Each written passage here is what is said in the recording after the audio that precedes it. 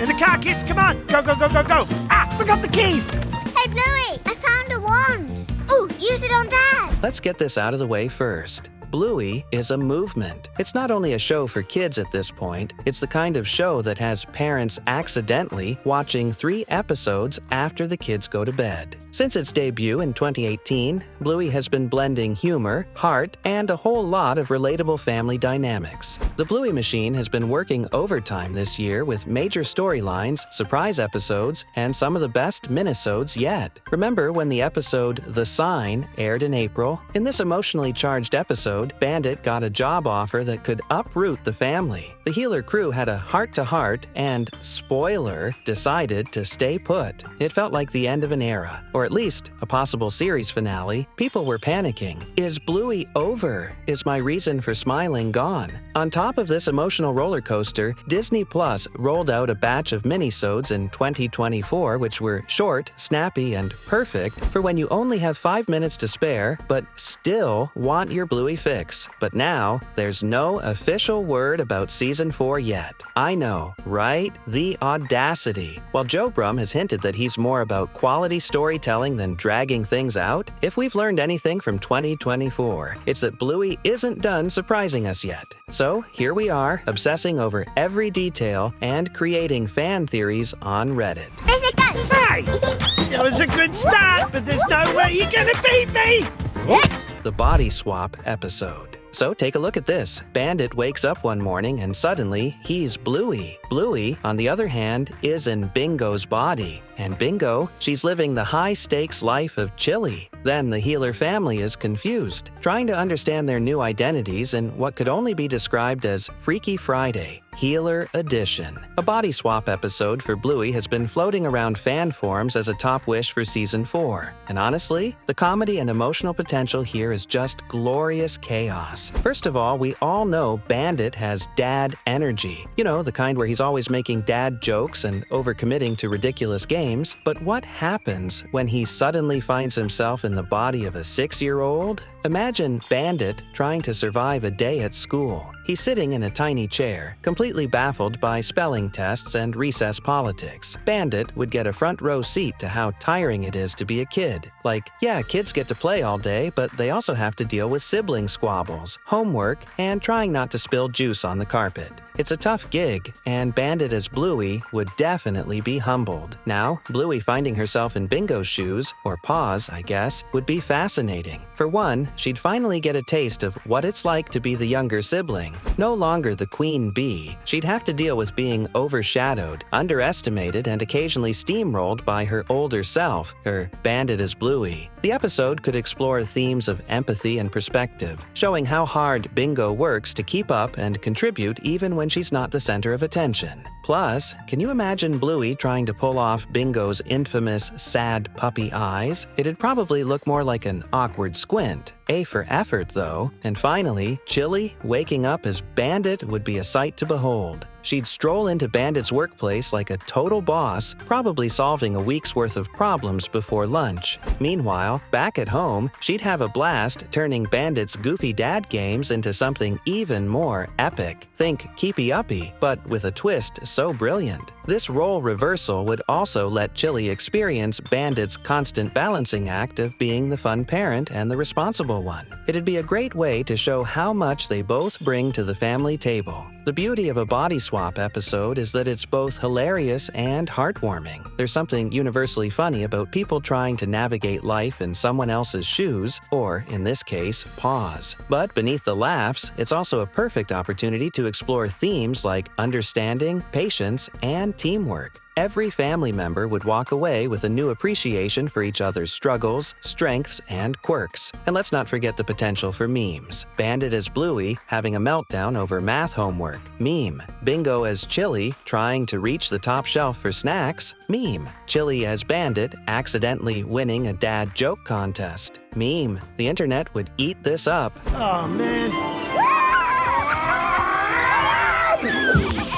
the Time Out episode. This would be a full episode dedicated to that universally dreaded moment in every child's life, being sent to time out. It's the ultimate kid punishment and honestly, a goldmine for hilarity and heartfelt moments. But here's the twist. It's Bluey. You know they're not going to do this in a typical, boring way. There's no way Bandit just plops Bluey on a chair and makes her stare at the wall for 5 minutes while the clock ticks away. Nope. First of all, we all know Bluey would turn this into a full-blown spectacle. She's not just going to sit there quietly and reflect on her actions. Oh no, she's going to sigh dramatically, slump in the most exaggerated way possible, and maybe even sneak a peek over her shoulder to see if anyone is watching. Spoiler, Bandit and Chili are watching, but they're trying not to laugh. But Bluey wouldn't stop there. She'd start narrating her terrible plight in that classic Bluey way. Here I sit, all alone, forgotten by the world. My only crime being too fun. Then Bingo pops her head around the corner to whisper, "Do you need anything? A snack? A rescue mission?" Because let's be real, Bingo can't resist lending a paw. And the irony, Bluey probably did something super minor to earn her time out, like knocking over a juice box or accidentally turning a couch cushion into a trampoline.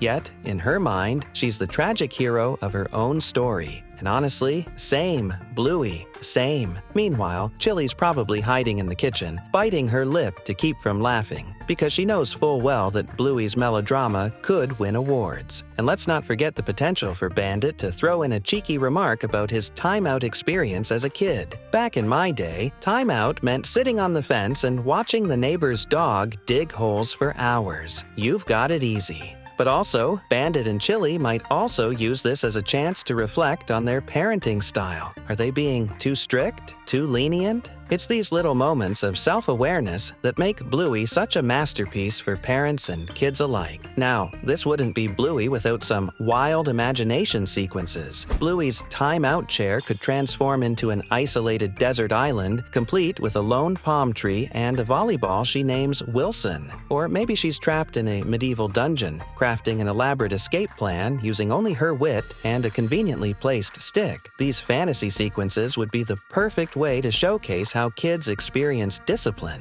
To adults, time out is just a quiet corner, but to a child, it's the ultimate test of endurance. Bluey might even go full survivor mode, whispering to herself, "Day 2 in time out. No snacks, no entertainment." Morale is low. What makes the idea of a timeout episode so appealing is its potential for life lessons. In true Bluey fashion, the episode wouldn't just be about punishment, it'd be about understanding. By the end, Bluey might realize why she was sent to timeout in the first place. Probably something like needing to share or follow the rules. A timeout episode would resonate with every kid who's ever been sent to the naughty corner and every parent who's had to enforce it. It's relatable, funny, and brimming with potential for those classic Bluey moments that make us laugh and cry at the same time.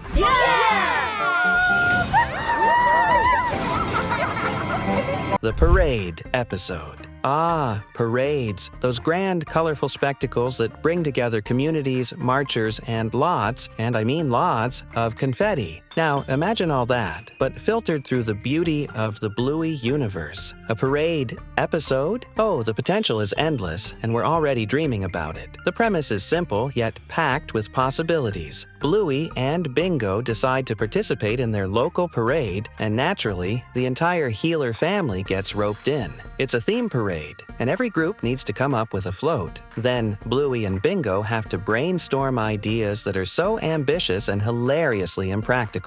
Bluey would suggest a superheroes save the world float, complete with capes, flying action, and maybe a fog machine. Bingo, on the other hand, wants something softer, like a float covered in fluffy clouds where she can nap mid-parade. Bandit, ever the creative dad, tries to merge their ideas into a flying nap zone concept, which sounds great in theory, but inevitably turns into a construction disaster. And let's not forget the unspoken competition. The Healers might start noticing other families in the neighborhood showing up with their own floats, bigger, shinier, and much more organized. Suddenly, it's not just about having having fun, it's about winning the unofficial Best Float Award. Because you just know Bandit would make a snarky comment like, "Oh, look, the Terriers have a dragon float. Bet they didn't build that themselves." When the big day arrives, chaos is guaranteed. First, there's the scramble to get everyone ready on time. Bingo is still painting a sign. Bluey is trying to find her superhero costume, and Bandit is frantically duct taping something to the float. Because what dad project doesn't involve duct tape? Meanwhile, Chili is in full mom mode, making sure everyone has snacks, sunscreen, and a bathroom break before they leave the house. But the real comedy begins once they arrive at the parade. The healer's float, which looked decent in the driveway, now seems like a rickety mess compared to the gleaming pirate ship float 2 spots ahead. Bluey, ever the realist, might whisper, "It's okay, we're going for authenticity, not perfection." And then, mid-parade, disaster strikes. Because of course it does. Could be that the fog machine malfunctions and starts spewing bubbles instead. Maybe Bandit's duct tape fails, and part of the float starts wobbling dangerously. Or maybe, just maybe, Bingo accidentally releases a flock of balloons meant to be tied to the float, sending them soaring into the sky while everyone gasps in slow motion. Despite all the mishaps, the healers somehow become the stars of the parade, but not for the reasons they expect. Their chaotic, half-broken float ends up being the most entertaining thing in the lineup. Bluey and Bingo start waving dramatically at the crowd, turning their failure into a performance. Bandit, trying to salvage the situation, starts dancing on the float, and Chili can't help but join in. The crowd loves it. Kids are laughing, parents are cheering, and even the fancy pirate ship float can't compete with the healer's charm. Someone in the audience might even shout, "Best float ever!" And that's the beauty of a Bluey Parade episode. It wouldn't just be about the spectacle, it'd be about embracing imperfections and having fun, even when things go hilariously wrong. As with every Bluey episode, there'd be a heartfelt takeaway at the end. Maybe Bluey and Bingo learn that parades aren't about winning or having the fanciest float. They're about bringing people together and making memories. One can just see Bandit dropping a classic dad wisdom nugget like, "You don't need a perfect float to have a perfect day, mate." And let's not underestimate the meme potential. GIFs of Bandit dancing on a falling apart float, Bingo releasing balloons into the sky, instant internet classics. And the episode would close with the family sitting on the grass, watching the rest of the parade go by, laughing about their float fiasco, and sharing ice cream cones. So, here's hoping Season 4 brings us a parade episode, because who wouldn't want to see the healers marching to their own chaotic beat? Frisky's getting a juice! God, Bobo!